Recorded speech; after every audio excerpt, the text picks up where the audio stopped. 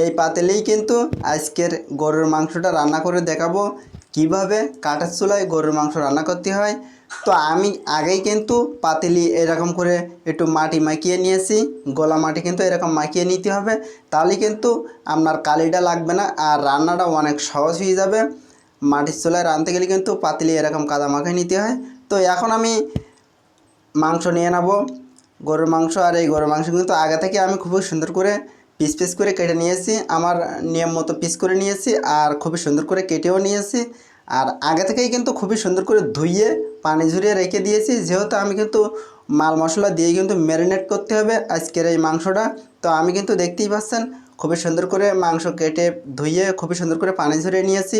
দেখতেই পাচ্ছেন খুব সুন্দর করে পিস পিস করে নিয়েছি। তো আজকের এই মাংসটা কিন্তু আমি কোনো প্রকার ঝামেলা ছাড়াই কিন্তু মাংসটা রান্না করে দেখাবো কিভাবে রান্না করতে হয় কোনো ঝামেলা ছাড়া। তো এখন আমি দিয়ে দেবো পরিমাণ মতো হলুদের গুঁড়া, আর এখন দিয়ে দেবো পরিমাণ মতো কিছুটা ধনিয়ার গুঁড়া, আর এখন দিয়ে দেবো কিছুটা স্বাদ মতো লবণ। লবণ কিন্তু কম দিলেও সমস্যা নেই, পরে দেওয়া যায়, তো আগে থেকে একটু কম দিতে হবে। আর এখন দিয়ে দেবো পেঁয়াজ বাটা। তো পেঁয়াজ বাটাটা দিলেই কিন্তু পেঁয়াজ বেটে দিলে কিন্তু আপনার মাংসের ঝোলটা অনেক ঘন হয়। তো আমি কিন্তু পেঁয়াজ বেটে দিয়েছি, আপনারা চাইলে কুচিয়েও দিতে পারেন। তো এখন দিয়ে দেবো আদা বাটা। আদাটাও কিন্তু খুবই সুন্দর করে ফিনিশিং করে বেটে নিয়েছি। তো আমি কিন্তু আমার পরিমাণ মতনই কিন্তু মাংস যেরকম সেরকম কিন্তু আদা কিছুটা রসুনও দিয়ে দিয়েছি। তো এখন কিন্তু রসুন দেওয়া শেষ, আর এখন কিন্তু তো আমি কিন্তু এখন গুঁড়া মরিচ না দিয়ে শুকনা মরিচটা বেটে দিয়ে দিয়েছি, দেখতেই পাচ্ছেন। আর বাটা মরিচটা দিলেই কিন্তু অনেক কালার হয় আর খুবই সুন্দর মজার হয় গোস্তটা। তো আমি কিন্তু পরিমাণ মতোই কিন্তু যেরকম ঝাল খান সেরকম কিন্তু ঝাল দেওয়া লাগবে। তো আমি আমার পরিমাণ মতো ঝাল দিয়ে নিয়েছি।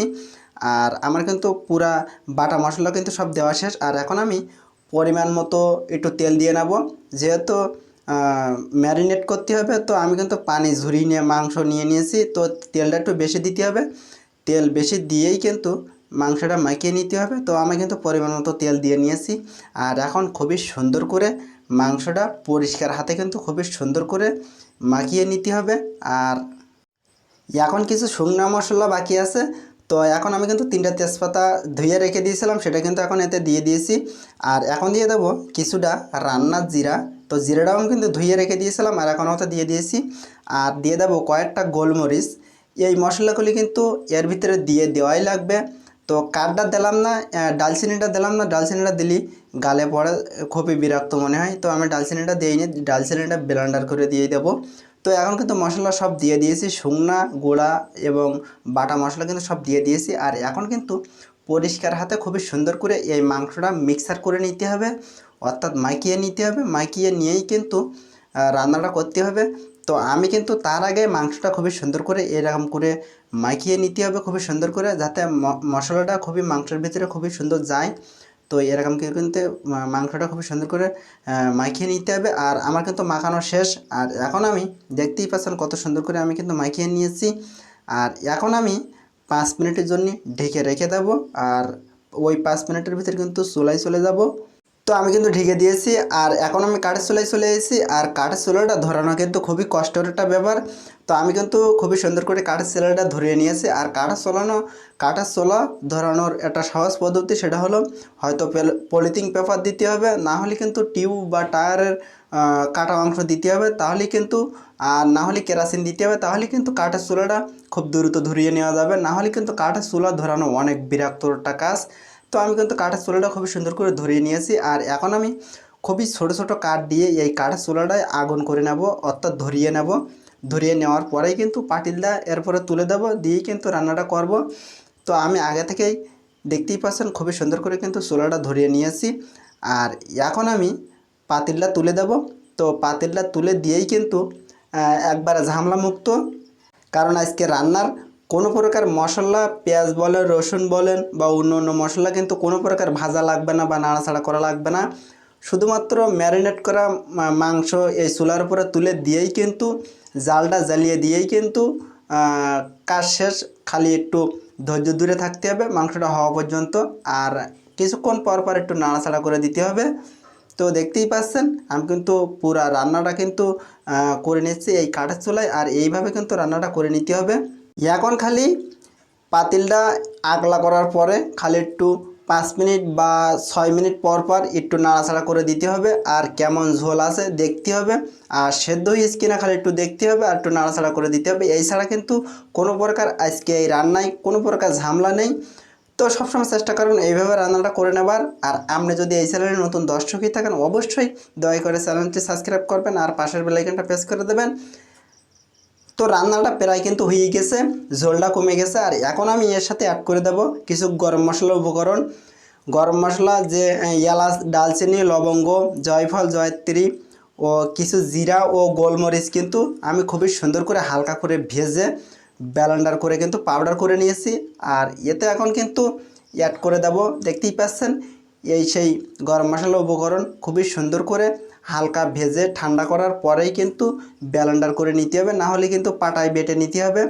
বেটেই কিন্তু এতে দিতে হবে, তাহলে কিন্তু আপনার বিয়েবাড়ির অনুষ্ঠানের মতো কিন্তু বিয়েবাড়ির অনুষ্ঠানকেও হার মানিয়ে দেবে এই আজকের গরুর মাংসটা যদি এইভাবে রান্না করতে পারেন। তো মশলাটা দেওয়ার পরে একটু নাড়াচাড়া করে দিতে হবে, আর কিছুক্ষণের জন্য কিন্তু খুবই সুন্দর করে ঢেকে রেখে দিতে হবে, তাহলে কিন্তু ঘেরানটা বের হবে। তো এখনই কিন্তু খুবই সুন্দর একটা ঘেরান বের হচ্ছে। তো এখন আমি নাড়াচাড়া দিয়ে দিয়েছি, আর কিছুক্ষণের জন্য চুলার হিটটা একটু লো হিটে রেখে জ্বালিয়ে নেব, আর এখন ঢেকে দিয়ে দেব আর ফিরে আসবো কিছুক্ষণ পরে। তো দেখতেই পাচ্ছেন আমি কিন্তু কিছুক্ষণ পরে চলেও এলাম। তো দেখতেই পাচ্ছেন খুবই সুন্দর হয়েছে আর কালারটাও খুবই সুন্দর হয়েছে। তো আজকের এই রেসিপি আপনার বাসায় যদি কোনো প্রকার মেহমান আসে তো একবার হলেও এভাবে ট্রাই করে দেখতে পারেন, মেহমান অবশ্যই আপনার প্রশংসা করবে এই মাংস খাইয়ে এভাবে রান্না যদি করেন।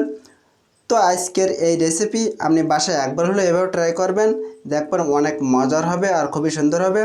তো দেখতেই পাচ্ছেন আমি কিন্তু যেরকম পিস করে নিয়েছিলাম তাছাড়া একটু ছোট হয়েছে।